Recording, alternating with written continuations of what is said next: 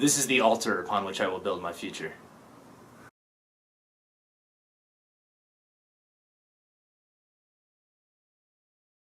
All right, it's morning. Table's top is still over there. I'm gonna work out a little bit, and then while I'm doing that, I'm gonna clean up this garage because it is messy. If you watched my video yesterday, you saw how at the end I was like, God, why was I working this messy? Especially burning hot oil off of the tabletop. It's a bad idea, bad idea. But idea to do that, and then I was looking at this yesterday. I was cleaning up some of my welds, and I missed on 2 of them, or like 3 of them. So I got to go touch those up, which won't take long at all. And then we'll get the legs cut and put it on today. So that's the plan.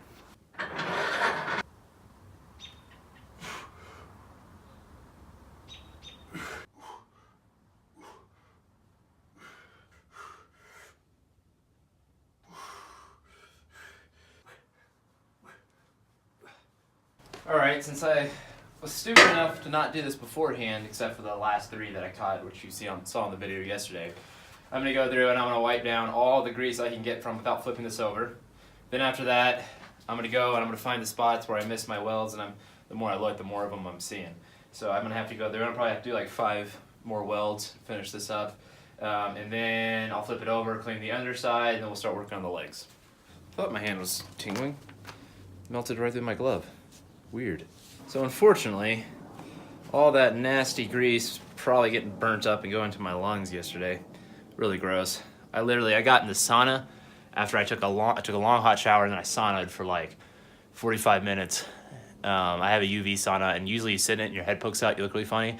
But I closed that, I took the chair out, and I like sat in it Indian style. So I got really hot and sweated really good. So hopefully after a hot shower, pulling all the carcinogens off of me, then maybe sweating, it pulled some out of me. Hopefully I won't die of cancer. So if you've never stick welded before, this is a stick. And what it is, it's a mild steel core.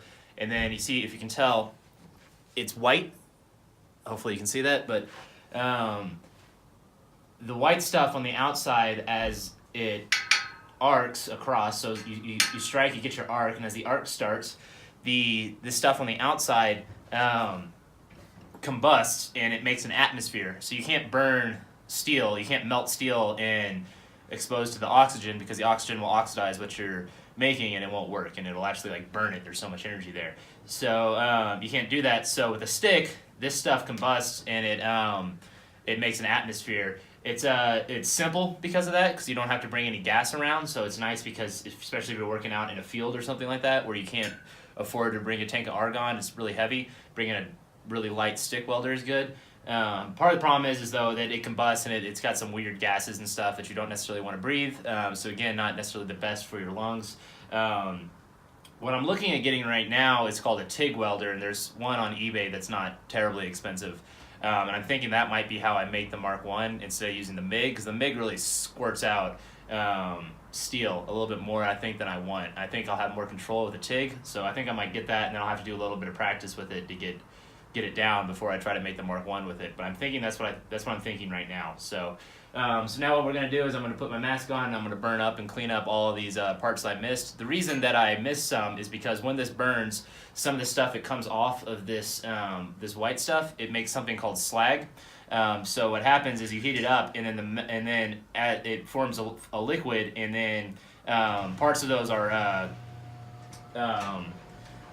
like ceramics, almost like shitty ceramics. So they make like a glass on top of your welds, and your steel goes underneath and is underneath the steel, but then your slag goes on top, and so it keeps you from seeing your welds. So you have to go back and break them off. You only have to do this with a stick welder. You don't have to do it with TIG or MIG. That's why TIG and MIG are nicer. But that's why I missed welds yesterday, because I just saw the slag and I wasn't breaking them as I was going, so it required me to stop after each weld and break it off. So now that I missed some, I have to go back, and I cleaned them all up last night after I finished my video. So now what I'm going to do is I'm going to go up and weld up the ones that I missed, and then we'll flip this around, clean the other side, and start getting the legs on. All right, well, I forgot to hit record, but I got all the welding done. So there's a welder. I got the broken parts. Something on my nose. I got those. I got all the welds I missed welded. So now what I'm gonna do is I'm gonna work on how I'm gonna do the feet. So I gotta think about that for a second.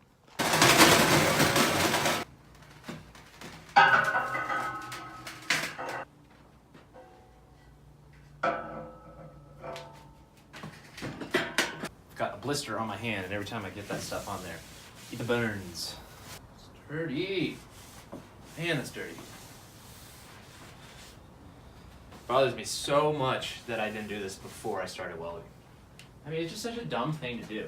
It's like, I was in such a hurry that I didn't stop and think about my order of operations.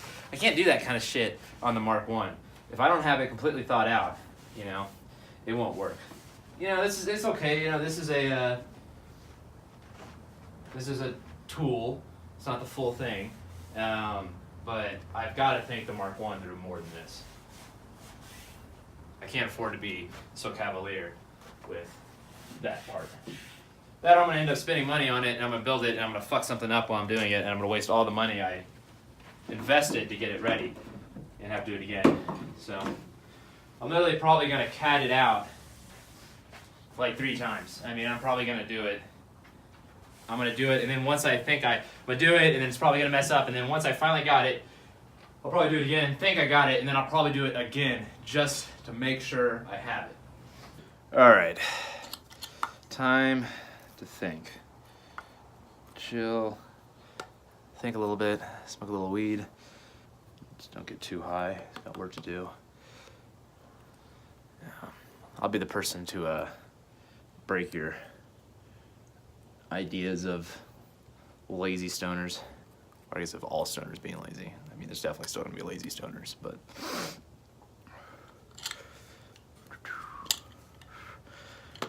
Like everything, you can overdo it, but I need a lighter.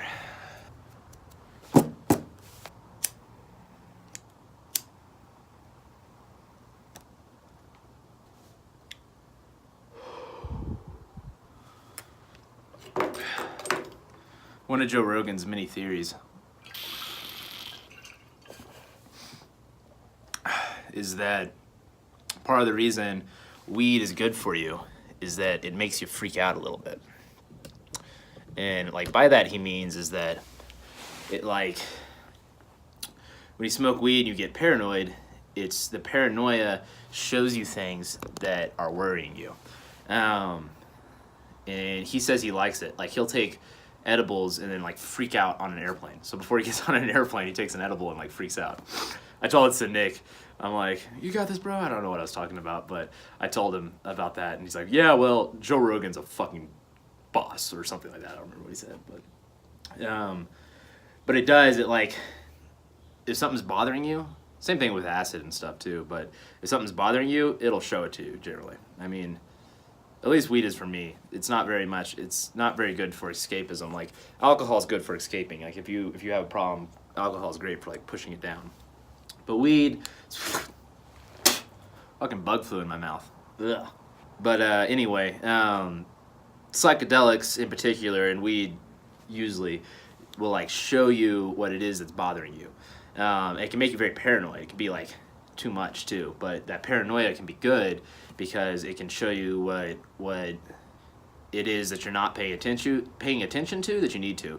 You know, I think if you ever read Sam Harris's book, Waking Up, he talks about how your brain has, if you have a split brain patient, so if people get their corpus callosum cut, so that's the part that connects the 2 hemispheres of your brain. If they cut that, and then they can ask. One side of your brain controls your speech center, but you can ask different questions with a partition to different parts of the brain, to your eye, and you can ask it different questions. So like one of the early experiments was like they asked them to pick up an image they saw, and they only showed the right hand, which doesn't control the speech center. Hey, pick up what you saw, what image you saw, and the person will say, I didn't see anything, and then their hand will pick it up. Like, so I showed you a picture of an apple, pick up what we showed you, picks up the apple. So it can see stuff and then not communicate with the other side of the brain. But then what gets weirder about it is they also asked questions of like, they had both hands write down like what they wanted to be when they grew up. And you got radically different answers. Like one, there's like the left brain, right brain has like a little bit of truth to it, even though they tend to work in tandem pretty well. But when you cut them, it's more pronounced. When you cut the brain in half, it's more pronounced. So like you'd ask them like, what do you want to be when you go up? And like the left hand, which was more analytical would say, hey, I want to be a lawyer, and the right hand would say, I want to be a race car driver. So that's like it's almost like there's two different consciousness, and then like maybe those consciousness become one consciousness in your brain, or maybe not. Maybe you're just not aware of the other consciousness, and maybe you literally are just your speech center with like input from the other side. Almost like, it's kind of like the way people are, right? If you talk to someone every day, it'd be almost like they were a different part of your brain. Anyway, I think your brain has a lot of different parts that are one, and I think sometimes you can silence them. I think you can like focus so hard on like the analytical smart thing to do, you can completely push down that part of your brain and almost have it like die off essentially. I think when you smoke or do drugs like acid and stuff, it makes it to where you can't ignore those things. So like that part of your brain, if there's a problem with your brain, if your other side of your brain that you're not listening to because you're so focused over here, the part that mostly has the reins is over here, so controlled that you're kind of ignoring this part. But when you smoke, it like this part bubbles up and it starts to get to express itself. And I don't think there's necessarily I don't think it's bad to listen to this part. I think it's good to listen to those parts of the brain. In fact, I don't think just because they're non-analytical doesn't mean they're not smart. I mean, it's getting us exposed to and stimulated by the same things that you're exposed to and stimulated. So it's good, I think, sometimes to let those things bubble up. A great example of that yesterday was when I smoked. I realized I didn't clean the oil off these parts, and I realized, oh my God, I've been burning up and breathing oil for like 4 hours without a mask. Like, my brain was probably like, fuck you, man. Fucking, what are you doing over here? And then I smoked, and I'm like, what the fuck? And then I realized it, and I'm like, I gotta clean this. This is so dumb. So that's why I think it's good to do drugs like that to an extent. Like, now don't get me wrong, people can way overdo stuff. People overdo alcohol, people overdo weed, people definitely can overdo, I mean, heroin, everything can be overdone. And everything can also be used in moderation, well, too. Even like stuff like opioids and stuff, I think those could absolutely be used in a healthy way in moderation. Especially you see it a lot in the working class individuals who work with their bodies a lot because they start to ache and stuff. And it's not necessarily that they're addicted to it; they're just taking it to numb the pain. This is how people used to take poppy seed and drink poppy tea all the time, and it wasn't like they were addicted to it. It was kind of like having coffee. The problem is now is that opioids are so strong and they're illegal, so you can't get poppy tea. That's what happens when you make drugs illegal. Doesn't decrease. It actually usually increases consumption. Happened during Prohibition because what it does is it increases the potency of all the drugs. So during Prohibition, everyone stopped drinking beer and wine. Everyone started drinking moonshine because moonshine was easier to smuggle over the border. So the same thing's going on right now with opioids right now. So people take heroin because they can't get opioid tea, like poppy tea. If you could drink poppy tea, most people, that would be enough for them, and they wouldn't feel the need to go get heroin. Some people still would. It's kind of like weed's legal here in Colorado. I smoke flower. So I smoke actual, high quality, good, like just the leaf, or just the bud rather. So just the flower, just the part, and it's from the plant. It's not a distillate.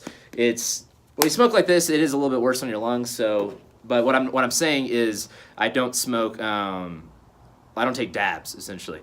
People in Colorado definitely take dabs. Dabs is what they do is they take this and they heat it up and then they squeeze it and the oil comes out, and that's the pure THC oil. So it's a higher potency version of the drug. Guess what gets smuggled over the border out of Colorado into Texas and all over the southern states where it's legal? Dabs. Dabs is what goes over. And they're cartridges, they come in pens, so they're very easy to smuggle because you can get a lot of the drug through. Because, you can carry this much dab oil, which is the same amount of drug, or you can carry all of this. This is a lot, and this smells more, and all that stuff. So the potent version is a lot easier to smuggle. So drug use goes up when you make things illegal. Not sure where I was going with that. Let's talk about this table. I'm thinking about the height of it. I'm going to flip it back because I want to look at something. My little shims that had the thing level. I don't think I showed this yesterday, but I shimmed this up so the table was level. It's falling off because I'm trying to move it around. So it's pieces of wood and then my old failed startup business cards. Got to have a use for something. So quote from James Bond, Casino Royale is like, just because one is dead does not mean one cannot still be useful. My business cards.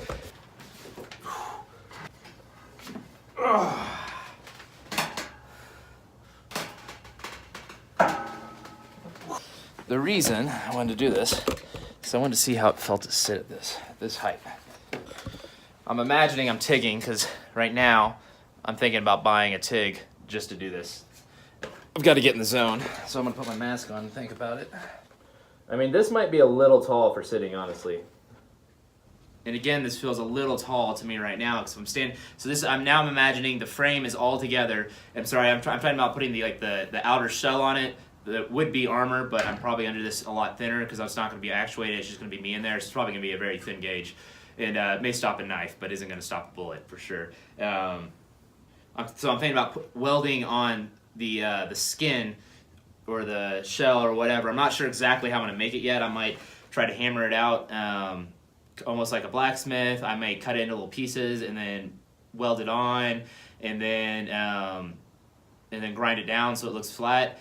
It's probably going to be some combination of the two. I'm probably going to try to shape the metal a little bit as much as I can, and then kind of tack it together and do it that way. So I don't think this is good. It shouldn't be. It's not planning on being removable, this one.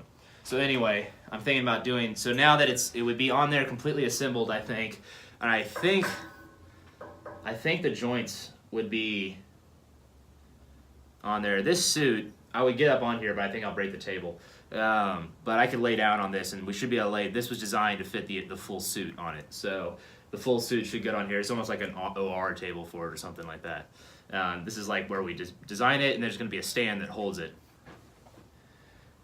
But what I'm imagining right now, the suit laying out on here, and then being able to kind of come up here and TIG on it.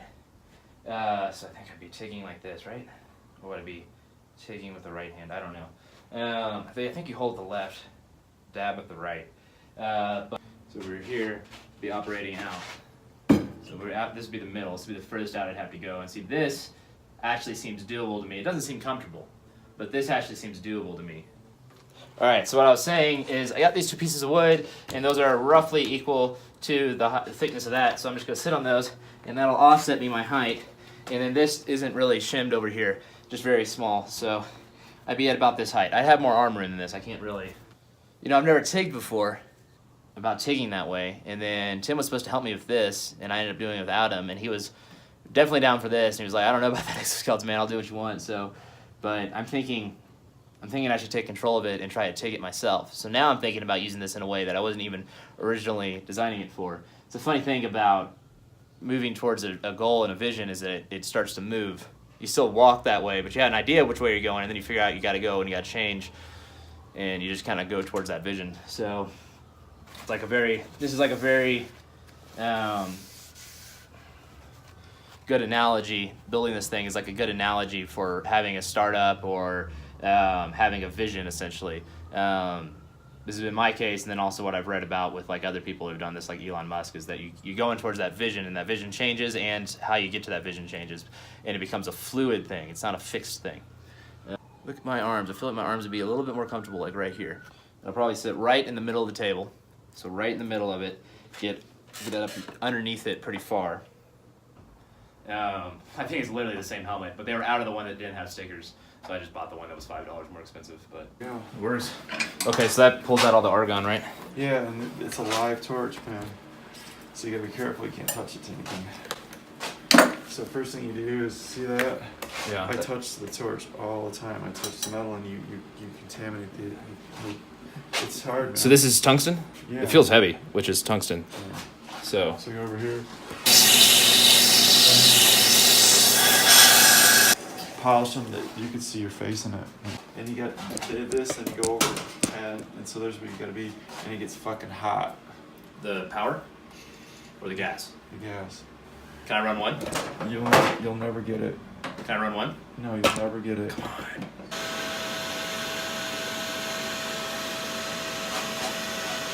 Wait, you need dab. Hear it clicking? No, but let's keep going. Hear it clicking? All right, I just got back from Tim's. That welder I was looking at doesn't sound like it's gonna work. Maybe, I don't know. If I can talk Tim into letting me borrow his welder, or let me use it while he's here or whatever to do it, that would probably be best. And then what I could do is I could buy a foot pedal. and then maybe we could do it that way. So if I got a foot pedal, I could probably definitely talk him into it and be like, hey, listen, man, I'm gonna buy a foot pedal. You let me use your thing, and then you'll be using my technology, I'll be using yours. I don't know if my mask flipped off a couple of times while I was looking at his arc, so my eyes are a little bit right now. But that was informative to look at how he's doing the TIG. I think I see it. TIG is slow and precise. As long as I could get it, and Tim was talking about a class with like a professional TIG welder around here. If I could take that class, get good at it, and then talk Tim into doing this, I think that'd be good. I don't know. So I'm gonna get these legs welded on here, but yeah, I'm thinking TIG right now to get the Ironman Mark 1 put together. All right, looks like the height, back to the height of the ground to the top of the plastic table underneath this, which is going to be the height of this, is 29 inches. So then I'll have to subtract out 1 inch, so 28 inches for this, and that will give me the tabletop for that. And then we'll have another inch below in there. But just ate lunch. I think I got the distance on these, the height on these right, so now I got to cut them. Going to cut them over there on the circular saw.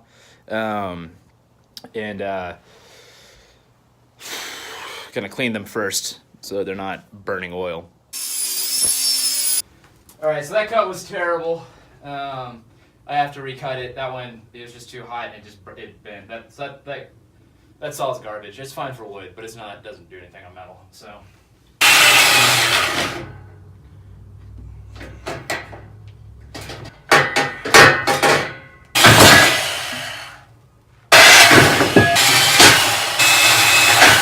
These things were horribly not aligned to each other. So I got them clamped together and then clamped down to the table, and I'm gonna grind flat, and then I'm gonna switch around, grind flat, and they'll all be the same. But you should be starting to see the usefulness of this table and this slotted design.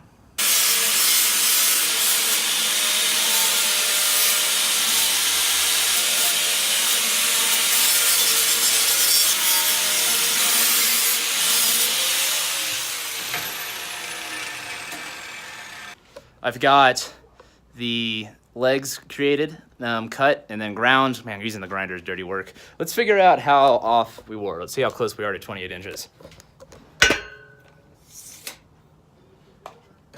About a quarter under 28, so I guess that's our height, a little bit shorter than the table. That might work out perfectly. So now what I need to do is I need to get all that junk off of it, clean it up just a little bit, flip it over again, clamp down the legs, weld them on, and I should be done. And then I'll just need to do some cleanup. I got to get it off and then do some cleanup.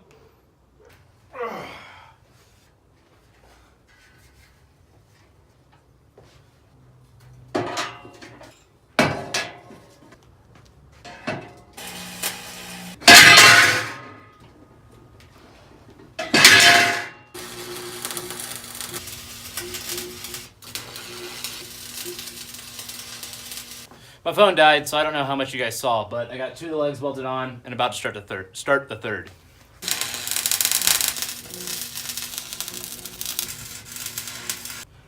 All right. Got the third one on. I can feel the welder, because I'm putting these on hot because they're such important parts and they're gonna handle all the weight. And I can feel the welder fighting it, so I'm gonna it's gonna exceed its duty cycle, so I don't want that to happen in the middle, because like I said, it's important that you have hot. You kind of do it all at once. It all cools at the same rate and kind of all clamps down, as opposed to cooling and warping. So I don't want to have a potato chip or do any of that. So I'm just going to give it a moment to cool down. I'll be back in like 5-10 minutes to finish. Last one.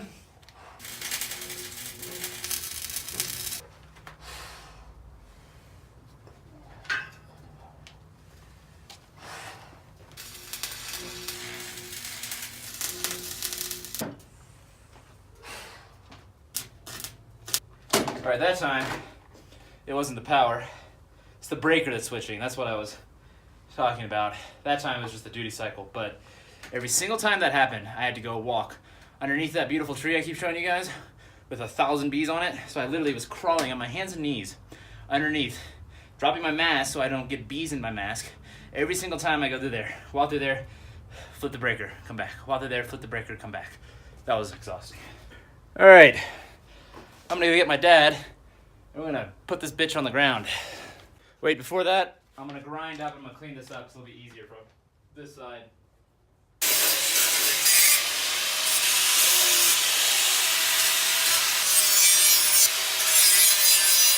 when I got my MRI to make sure I didn't have brain cancer because of my migraines, they wouldn't let me go through, or they highly recommended I didn't go through until they x-rayed me first to make sure there wasn't any steel in my eyes, because the giant electromagnets would act as an induction furnace and cause it to heat up and potentially cause me to go blind. There wasn't any in my eye though. Did just get hit in the eye though. Well, I forgot to record flipping it, but boom, there it is. So we got the table made, flipped over. It is very solid. Oh yeah, look at that. I can lay down right on it. Oh yeah, this thing ain't going anywhere. This is gonna be it. This is where I'm gonna build my future. You guys have a great, great evening.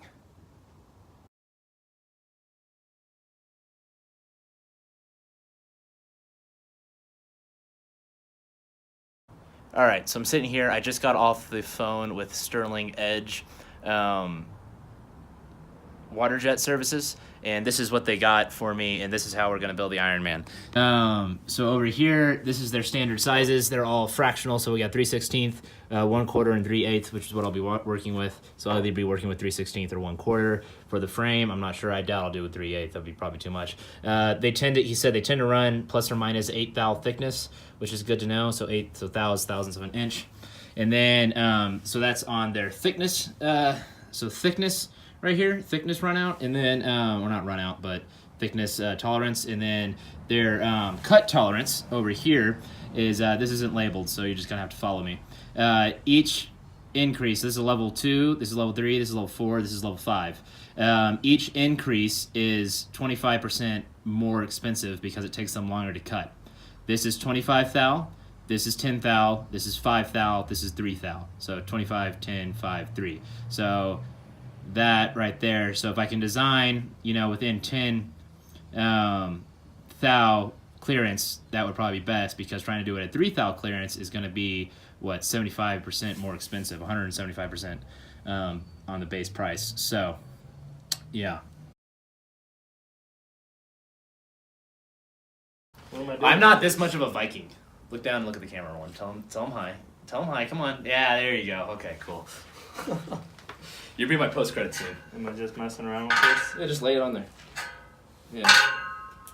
You can do it wherever. That's the nice thing about this table. I'm gonna spell your name. I don't think you have enough stick for that, bro. Whoa! Ah. God, I gotta not look over there. This might ruin your table if I do it on top, you know that. Wait, what? Hold on, stop. No, it's a welding table. You're fine. I'll break it off. I mean, don't pick it up and drop it like that again. But Like I said, I did this Here. on a farm, here. and we didn't really care what it looked like. Well, the problem is you picked it up, but then you tried to put it back down, which was the bad idea. No, it's a good idea. I'll just weld this. Wait, don't touch that. Hold on. Oh, no, that's good. Just don't weld my clamp, please. Oh, Weld over here. Don't weld my clamp. alright. Harbor Freight. This is why this is a cool table though, right? You see how that shit just goes on there? You should You're good. start I haven't done this in so freaking long, dude. Guys, scrape it. Go zzz, zzz, zzz, zzz. There you go. Okay, wait, hold on. I'll tell you something. Hold on. Stop. Here. God, it's been a while. Watch. I did this So, sophomore year of college. you're back up so I don't spark you. You need to really stand back like this. I don't want you to get it on your pants. So you're here. Like that. That's how you get it going. And then you. Yeah, I'll get used to it. Did you see how my hand was moving? Yeah. There you go. Yeah. There you go. Nice. It's easier once it's hot too.